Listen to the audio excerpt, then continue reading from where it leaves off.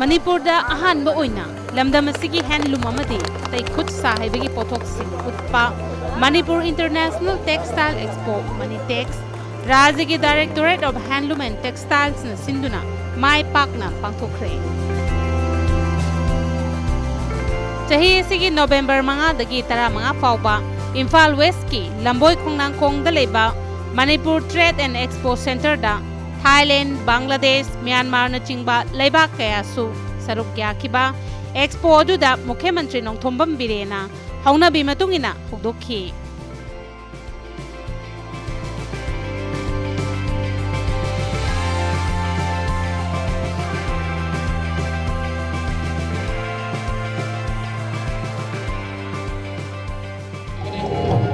Houzik Federal Academy of Dance and Culture masung matong ki artist sing lengkong pinapagal nila.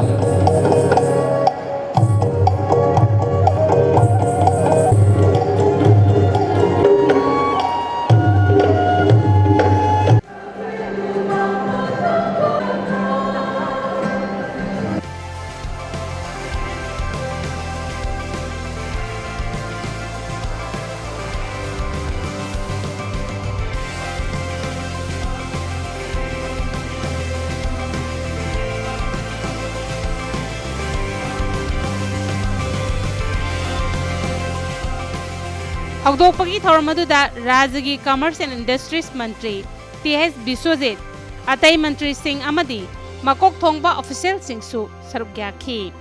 थौरमदुदा वा ngangbada मुख्यमंत्री ना असुमना हाय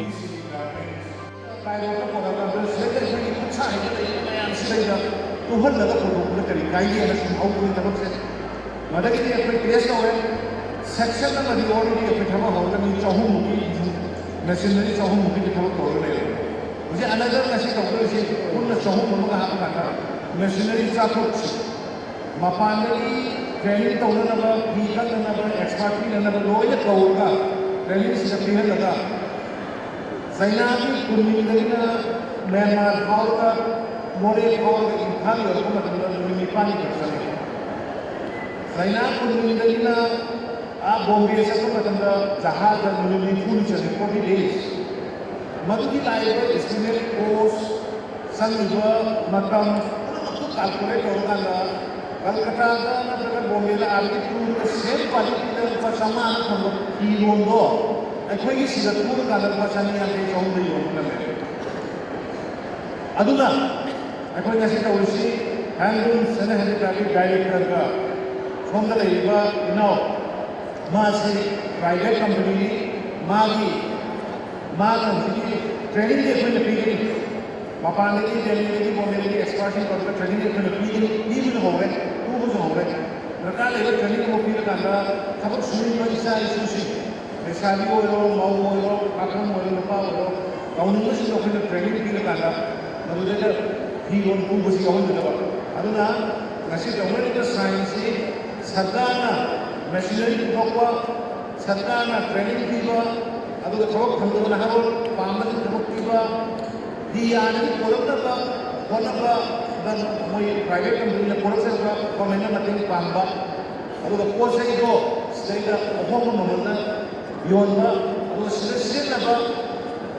नमदबा export item मयामना वाटी रोमदा करिदा और Myanmar में export होवा अदुगी पोटुनी से साइन करबो मया प्रेम भारत के अतई राज्य सिंह नतना मालेम के अतई लेबाक सिंह मणिपुर की हैसिंग सिंह उथोकपग लोइनना वाखल लौसिंग शेयर तौनबगी मरुओइबा पांदम थंबा एक्सपो अदुगी सरुक अमा ओइना लोकताक पाता अहानबा ओइना फुम मथक्ता फिसा संग हौदोकपना एक्सपो अदु हेना निंगथीजबा मगुन लैबा एक्सपो अमा ओइहनखी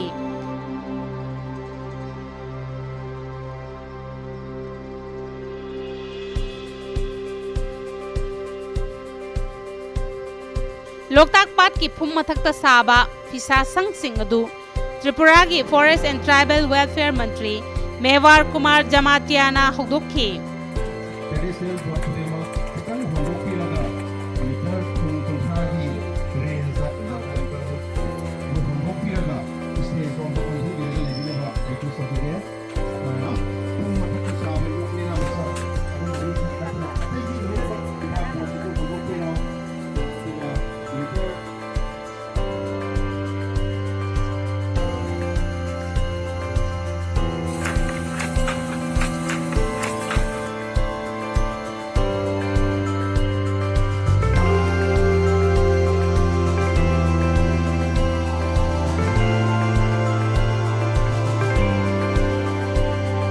Ising matakta saba fisasang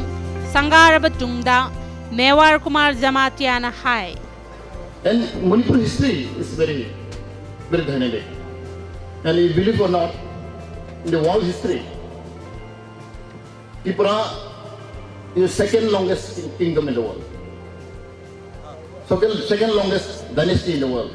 next to Japan. Japan, Tripura and Manipur have a long history of kingdom, the dynasty in the world. In the world only, not only in Northeast. Japan is the longest rule kingdom, Tripura second longest, Manipur third longest dynasty in the world. So we should be proud of that. We are not less than any people. We have warriors, we have kings, we have a lot of great leaders in the Mas society, in Manipur society, Meghye society. We have a lot of history. हम लोग proud होना चाहिए. We are not less anything than other people. Therefore, Tripura and Manipuri people are very close tied, and our relationships should go ahead. Maybe few years back we are not that close, but I believe our young generation, युवा समाज, they should know the history of Manipur. They should know the history of Tripura. The young generation has a duty to preserve our culture, preserve our relationship with other states. Then only I think we can go ahead. Manipurda sajaba makhal kaya gi fi fanek amadi khud sahaibagi pothok kaya utpada natana Thailand, Bangladesh amadi Myanmar gi pothok sing utpa mapa leibak ki stall sing su hangki.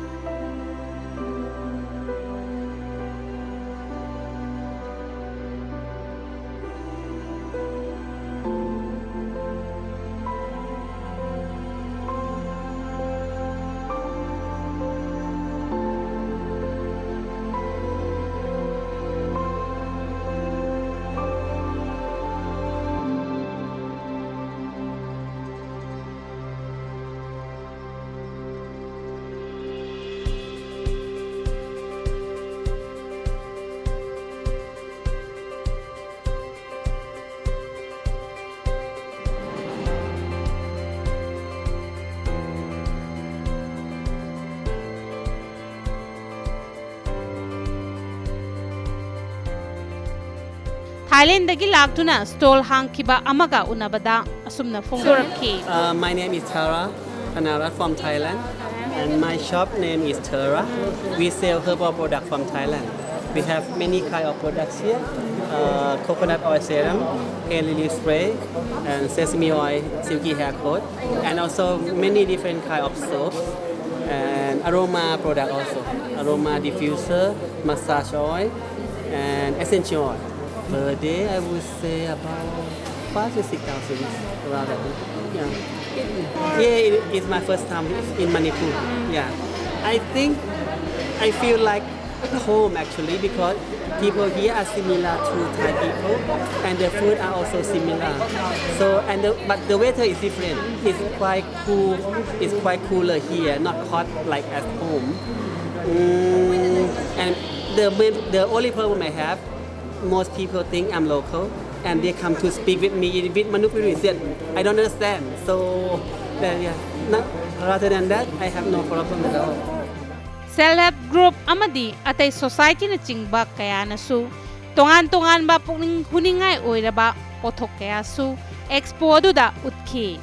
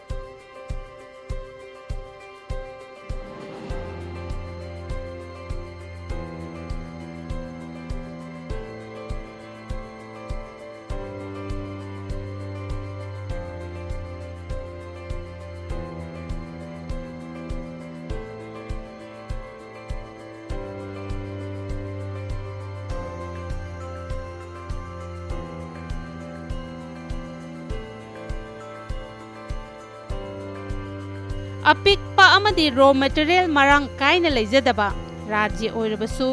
Imphal ꯏꯁꯀꯤ ꯈꯨꯔꯥꯏꯗꯒꯤ ꯃꯤꯑꯣꯏ ꯑꯃꯅ ꯍꯋꯥꯏ ꯆꯄꯜ ꯁꯥꯗꯨꯅ ꯅꯤꯡꯊꯤꯖꯔꯕ ꯃꯆꯨ ꯀꯌꯥꯒꯤ ꯍꯋꯥꯏ ꯆꯄꯜ ꯃꯈꯜ ꯀꯌꯥ ꯌꯣꯟꯗꯨꯅ ꯍꯣꯠꯄꯨ ꯍꯣꯠꯅꯔꯕꯗꯤ ꯑꯣꯏꯊꯣꯛꯇꯕ ꯂꯩꯇꯦ ꯍꯥꯏꯕ ꯑꯦꯛꯁꯄꯣ ꯑꯗꯨꯗ ꯎꯕ ꯐꯪꯈꯤ ꯁ꯭ꯇꯣꯜ ꯃꯄꯨ ꯑꯗꯨꯒ ꯎꯅꯕꯗ ꯑꯁꯨꯝꯅ ꯐꯣꯡꯗꯣꯔꯛꯈꯤ ꯑꯩꯁꯦ ꯏꯟꯚꯦꯁꯃꯦꯟ ꯂꯩꯇꯕꯗꯒꯤ ꯁ꯭ꯇꯥꯔꯠꯑꯞꯁꯦ ꯍꯧꯕ ꯉꯝꯗꯕ ꯑꯗꯨꯒ ꯑꯩꯅ ꯃꯦꯆꯤꯟꯁꯤ ꯃꯥꯒꯤ ꯁꯤꯒꯤ ꯁꯥꯟꯅꯕ ꯃꯦꯆꯤꯟꯁꯦ ꯂꯧꯕꯁꯦ ꯃꯥꯔꯆ ꯑꯗꯨꯋꯥꯏꯗꯒꯤ ꯑꯩ ꯂꯧꯕ ꯍꯧꯔꯦ ꯑꯗꯨꯗꯒꯤ ꯔꯣ ꯃꯦꯇꯔꯤꯌꯦꯜ ꯈꯔ ꯂꯧꯕ ꯉꯝꯗꯅ ꯃꯔꯛ ꯑꯃ ꯒꯦꯞ ꯂꯩꯍꯧꯔꯦ ꯑꯗꯨꯗꯒꯤ ꯑꯣꯛꯇꯣꯕꯔꯗꯒꯤ ꯑꯩ ꯂꯧꯔꯒ ꯑꯣꯛꯇꯣꯕꯔꯗꯒꯤ ꯁꯥꯕ ꯍꯧꯖꯔꯦ ꯔꯣ ꯃꯦꯇꯔꯤꯌꯦꯜ ꯀꯥꯏꯗ ꯔꯣ ꯃꯦꯇꯔꯤꯌꯦꯜꯁꯤ ꯌꯥꯝꯃꯦ ꯑꯩ ꯗꯦꯜꯂꯤꯗꯒꯤꯁꯨ ꯂꯧꯏ ꯃꯨꯝꯕꯩꯗꯒꯤꯁꯨ ꯂꯧꯏ ꯑꯩꯈꯣꯏꯅ ꯑꯄꯥꯝꯕ ꯑꯩꯈꯣꯏ ꯆꯠꯀꯗꯕ ꯈꯟꯕ ꯑꯩꯈꯣꯏꯒꯤ ꯃꯥꯒꯤ ꯊꯤꯛꯅꯦꯁꯀꯨꯝꯕ ꯍꯥꯔꯅꯦꯁꯀꯨꯝꯕ ꯌꯦꯡꯉꯒ ꯑꯩꯈꯣꯏꯅ ꯆꯠꯀ ꯑꯗꯨꯝꯕ ꯈꯔ ꯂꯧꯏ ꯑꯗꯣ ꯅꯨꯄꯤ ꯉꯥꯛꯇꯒꯤ ꯅꯨꯄꯥ ꯉꯥꯛꯇꯒꯤ ꯁꯤ ꯅꯨꯄꯤꯒꯤꯁꯨꯅꯤ ꯑꯉꯥꯡꯒꯤꯁꯨꯅꯤ ꯑꯗꯨꯒ ꯅꯨꯄꯥꯒꯤꯁꯨꯅꯤ ꯄꯨꯂꯞ ꯄꯨꯂꯞ ꯑꯗꯣ ꯇ꯭ꯔꯦꯅꯤꯡꯒ ꯆꯠꯄꯤꯔꯨꯕ ꯀꯃꯥꯏꯅ ꯇꯧꯒꯦ ꯇ꯭ꯔꯦꯅꯤꯡꯁꯦ ꯏꯁꯥꯃꯛꯇꯤ ꯇ꯭ꯔꯦꯅꯤꯡ ꯆꯠꯇꯦ ꯑꯗꯨꯒ ꯃꯦꯟ ꯑꯣꯏꯅ ꯑꯩ ꯏꯁꯥꯃꯛꯇꯤ ꯄ꯭ꯔꯥꯏꯚꯦꯠ ꯀꯝꯄꯅꯤꯗ ꯖꯣꯕ ꯇꯧꯖꯔꯤ ꯑꯗꯨꯒ ꯑꯩꯅ ꯈꯟꯖꯕꯗ ꯏꯁꯥꯅ ꯄ꯭ꯔꯥꯏꯚꯦꯠ ꯀꯝꯄꯅꯤꯗ ꯖꯣꯕ ꯇꯧꯕꯁꯦ 2016ꯗꯒꯤ ꯖꯣꯕ ꯇꯧꯔꯛꯄꯅꯤ ꯑꯁꯥꯝ ꯀꯨꯏꯅ ꯃꯤꯒꯤ ꯀꯝꯄꯅꯤꯗ ꯖꯣꯕ ꯇꯧꯕꯁꯦ ꯃꯤꯟꯁꯗꯤ ꯈꯤꯇꯪ ꯋꯥꯈꯜꯁꯦ ꯐꯤꯜ ꯇꯧꯔꯛꯄ ꯍꯥꯏꯇꯥꯔꯦ ꯏꯁꯥꯒꯤ ꯀꯩꯗꯧꯕꯒꯤ ꯑꯩꯈꯣꯏꯅ ꯑꯁꯥꯝ ꯃꯤꯒꯤ ꯑꯗꯨꯝ ꯇꯧꯔꯤ ꯁꯛꯄꯗꯤ ꯏꯁꯥꯒꯤ ꯄꯨꯊꯣꯛꯄ ꯀꯥꯏꯅ ꯏꯁꯥꯗ ꯃꯤꯟꯁ ꯑꯩꯒꯤ ꯃꯈꯥꯗꯁꯨ ꯃꯤ ꯈꯔ ꯊꯕꯛ ꯇꯧꯍꯟꯕ ꯌꯥꯏꯅ ꯍꯥꯏꯕ ꯈꯜꯂꯛꯄꯗꯒꯤ ꯑꯩꯅ ꯁꯤꯒꯤ ꯃꯦꯅꯨꯐꯦꯛꯆꯔꯤꯡ ꯕꯤꯖꯤꯅꯦꯁꯁꯦ ꯍꯧꯖꯕꯅꯤ ꯑꯇꯩ ꯁ꯭ꯇꯣꯜ ꯍꯥꯡꯂꯤꯕ ꯀꯌꯥꯒ ꯎꯅꯕꯗꯁꯨ ꯃꯈꯣꯏꯒꯤ ꯑꯣꯏꯕ ꯋꯥꯐꯝꯁꯤꯡ ꯑꯁꯨꯝꯅ ꯊꯝꯂꯛꯈꯤ ꯌꯥꯝꯁꯤꯗꯤ ꯍꯟꯗꯛꯇꯤ ꯑꯗꯨꯒ ꯀꯩꯅꯣ ꯑꯍꯥꯟꯕꯗ ꯑꯩꯈꯣꯏ ꯀ꯭ꯔꯤꯁꯅ ꯑꯃꯁꯨ ꯁꯤꯠꯈꯔꯦ ꯑꯗꯨꯗꯤ 14,000 ꯌꯣꯜꯂꯤ ꯑꯗꯨꯒ ꯂꯝꯗꯥꯡ ꯈꯨꯂꯛ 2-3 ꯑꯃ ꯁꯤꯠꯈ꯭ꯔꯦ ꯑꯗꯨꯗꯤ 5.5 6 ꯃꯈꯥꯏ ꯄꯤꯕꯁꯨ ꯌꯥꯎꯏ 5ꯗꯪ ꯄꯤꯕꯁꯨ ꯌꯥꯎꯏ ꯑꯗꯨꯒ ꯑꯃꯨꯛ ꯑꯇꯩ ꯅꯣꯡꯃꯒꯤ ꯑꯗꯨꯅꯤ ꯅꯣꯡꯃꯗ 30 ꯁꯤꯠꯄꯗꯤ ꯌꯥꯎꯏ ꯑꯗꯨꯒ 10ꯗꯪ ꯁꯤꯠꯄ ꯅꯨꯃꯤꯠꯁꯨ ꯌꯥꯎꯏ ꯍꯟꯗꯛꯀꯤꯁꯤ ꯆꯥꯛꯀꯧꯕꯒꯤꯔ ꯀꯔꯤꯒꯤꯅꯣ ꯈꯪꯗꯦ ꯄꯣꯠ ꯈꯤꯇꯪꯗꯤ ꯍꯟꯊꯕ꯭ꯔꯥ ꯍꯥꯏꯅ ꯈꯜꯂꯤ ꯁꯉꯥꯏꯗꯒꯤꯗꯤ ꯌꯥꯝ ꯁꯤꯠꯂꯤ I am JP Mohan from Guwahati. We are representing this Orient Processors Private Limited that is situated in Guwahati, Lakhara. We are producing this cotton yarn. This is first color cotton yarn and this is we are producing apart from the cotton yarn we are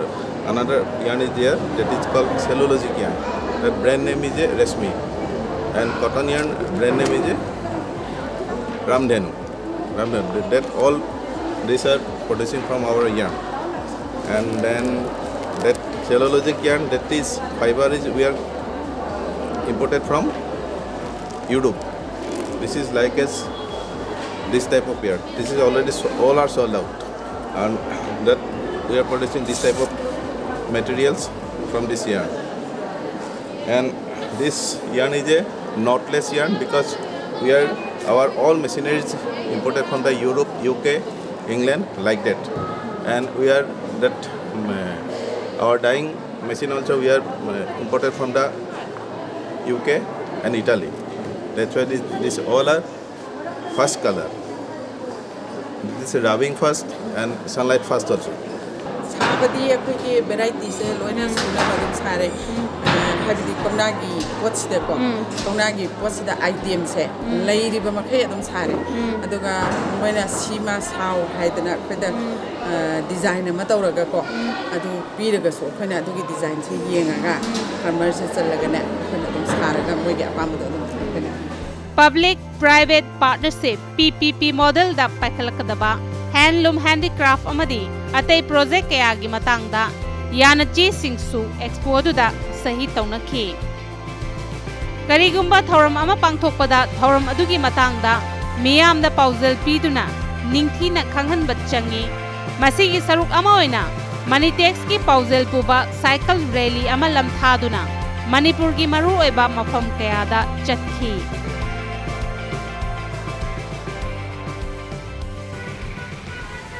Cycle rally aduga mari lenana MLAP Brojena asumna phongdokhi ꯑꯁꯤꯒꯨꯝꯕ ꯌꯥꯝꯅ ꯐꯖꯕ ꯑꯩꯈꯣꯏ ꯃꯍꯧꯁꯥꯗꯒꯤ ꯂꯩꯔꯛꯑꯕ ꯇ꯭ꯔꯦꯗꯤꯁꯅꯦꯜꯗ ꯂꯩꯔꯛꯑꯕ ꯏꯌꯣꯡꯒꯤ ꯄꯣꯠꯊꯣꯛꯁꯤ ꯆꯥꯎꯈꯠꯍꯟꯅꯕ ꯃꯅꯤꯄꯨꯔ ꯒꯣꯔꯃꯦꯟꯠꯀꯤ ꯇꯣꯉꯥꯟꯕ ꯑꯆꯧꯕ ꯃꯤꯠꯌꯦꯡ ꯃꯈꯥꯗ ꯊꯧꯔꯥꯡꯁꯦ ꯄꯥꯏꯈꯠꯆꯕꯅꯤ ꯃꯤꯌꯥꯝ ꯄꯨꯝꯅꯃꯛꯅ ꯀꯣꯑꯣꯄꯔꯦꯁꯟ ꯄꯤꯕꯤꯕ ꯑꯃꯁꯨꯡ ꯑꯩꯈꯣꯏ ꯄꯨꯝꯅꯃꯛꯅ ꯁꯄꯣꯔꯠ ꯇꯧꯕꯤꯕꯁꯦ ꯑꯩꯒꯤ ꯃꯥꯏꯀꯩꯗꯒꯤ ꯍꯥꯏꯅꯤꯡꯉꯥꯏ ꯊꯥꯒꯠꯆꯔꯤ Awaba kaya mayoknarabasu ahanba oina pangthokpa Manitex ki nungge oiba wafam phongdokladuna Directorate of Handlooms and Textiles ki Deputy Director Y Jiten Hai. Directorate of Film and Textile Haidana Hana Directorate of Heramba. Adumba department adudagi directorate adudagi tokhaina takiba sahi ama makai ani khab dangari masigi sahi pharakpa or sahi ama makai pharakpa department directorate ama nongna semakpa department lemde khaidoga masi aha semakpa matam da lermeba luxury ba film and textile sector da including handicraft sector sida stage da kaya na prospect dei kaya amna koina tobang ngani मतलब नम से लेकर पिछाबी खुद साहे बा highway पुनः मक्ता state government ना highway नौंग खाइदोरी बा डायरेक्टर ऑफ हेलमेट टेक्सटाइल जी पीबी आबा प्रोस्पेक्ट पीबी आबा प्रोविजन काना बा खुदों चाबा भारत सरकार की स्कीम स्टेट सरकार की स्कीम पुनः मक्सी काबा कनाय बोबा विवर्सिंग अमदे आर्टिसान जी पीबी आबगे हाईबसी पुथोंना होना बदा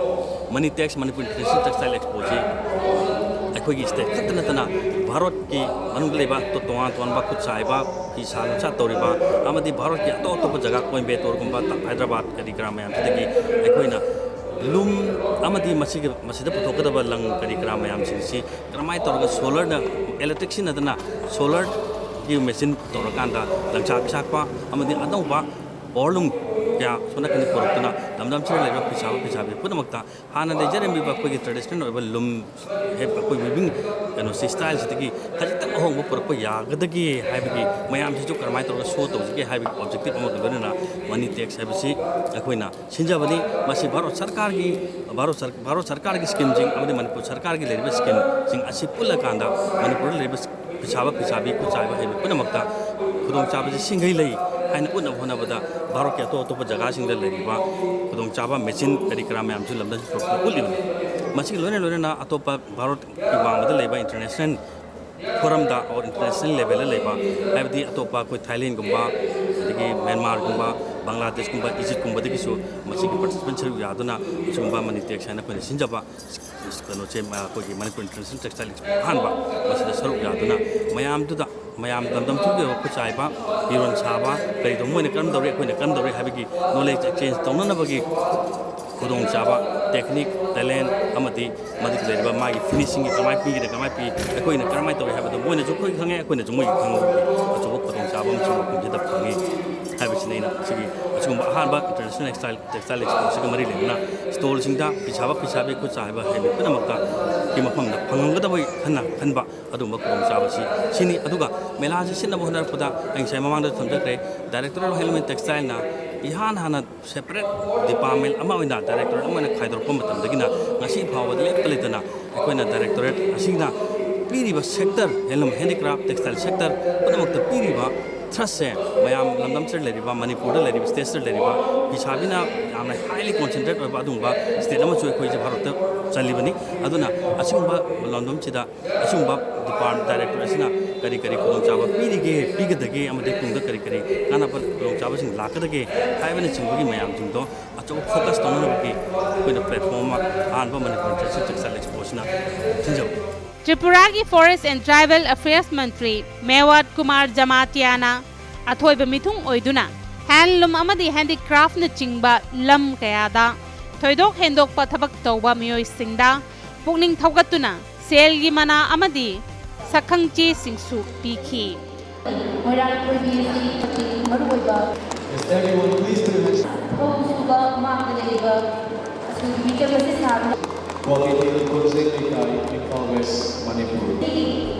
State Handicraft Award presenting Constable Alni Devi. Miss President Inspiration Award under Miss Regina. Maha Merit Award, Inspiration Award, Constellation Award, Zariba, Asigumba, and the Devi Handicraft Manipuri State Art Adu, Porta Lodana, Hatapirakada, Next we have Mayingong Dilasini Devi, wife of Mayingong Dilasini Devi.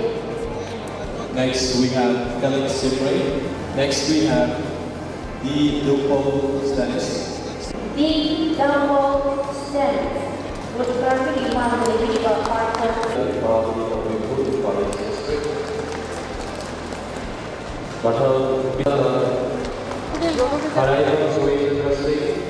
Salam Raya Ulasi, Member Singh, Salam Raya Ulasi, Member Mayana Yari, this is Manipur लेबा फी साबी अमदी खुद साहिब मियोय कयादा भारत सरकार मदी मणिपुर सरकार की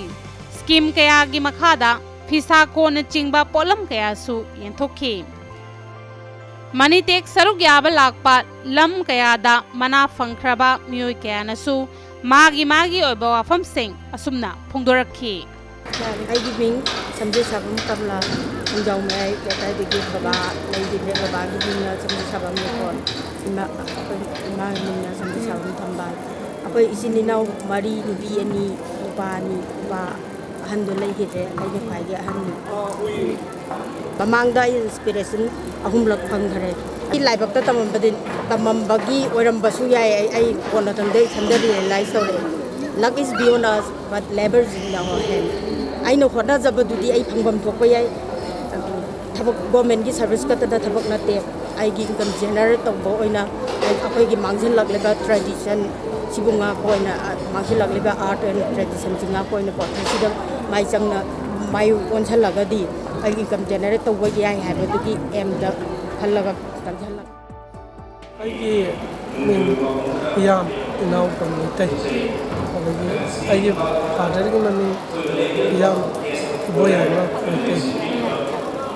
आई होजे होजे खुराई पुथी बल्ले काय देलाई बिगा होजे कोई सेगी मनी टैक्स की कनोसिदा आई बु पीस की आगे देगी स्टेट अवार्ड आई मसामा ये बस यामना नुआइसे अइना पेइङै मतमदागी लमसिदा संगसलक मतमदा खंबिरकपदगी ऑफिस की मिसंसना खंबिरकपदगी स्टेंगमा खुसिनबे मतमदा याम राउसै अरगा हाइदिङै लाइतना सखंबा उपिरकपसिदा आइगी थाउना अमदि हापगुम तवे स्टेट सिंबा इंखलागा नेशनल इंटरनेशनल की थाक सखंग माइखन पिर कनी आइदि आइगी तुंगदा सपोर्ट मयाम पिरागनी आइगी आशा अमदा आई हराउसे हैंडलूम अमदी हैंडीक्राफ्ट की स्टेट अवार्ड न चिंगबा मना कया येंथोकपगी थोरमदा त्रिपुरा की फॉरेस्ट एंड ट्राइबल वेलफेयर मंत्री Mewar Kumar जमातियाना असुमना फोंदोखी Since Tripura and Manipur we have a long bondage of relationship during our king rule, during our kingdom. A lot of intermarriage and relationship took place between Manipur king and Tripura king. We have a lot of historical document. Therefore, Tripuri people and Manipuri people are very close associated in their culture, custom, way of thinking, their behaviors. मखल मथेल की थौरम कयागा लुइनना चथरकपा money tax लोशिनबगी थौरमदा सरुक यारदुना मणिपुर विधान सभा की speaker Y खेमचान high operation के movement सी हेंगलक कोई लोगी सरकार नसु कोई MOU क्या इनदना school सिंगी uniform बाउ हेलुम की प्रोडक्ट तोरनी है बसी यामना बसी थागनी है नी तौबदबु बसी विल अमदी संगी सरकार की सु विल अमदी संगी जाय कोई मरो कनोरा थंबिरमदा असेंबली लाख मतमदा बसी खरा सपोर्ट तोबियो हाइना हाइबदो आई तरफ तकी करिगुब कांदा हाउस दा बसी डिबेट तौरप तारगदी आई साम सपोर्ट तौजगनी एक्सपो मनुंगदा माय पाकना पांगथोकिबा थौरम सिंग अमदी अतै हिरम कयागी मतंगदा राज्य की हैंडलूम एंड टेक्सटाइल्स डायरेक्टर लमली कामैना असुमना हाय योखमदुनी योखमदुमकु इलेक्ट्रिक मोटरना मधु अखोई सब्जेक्ट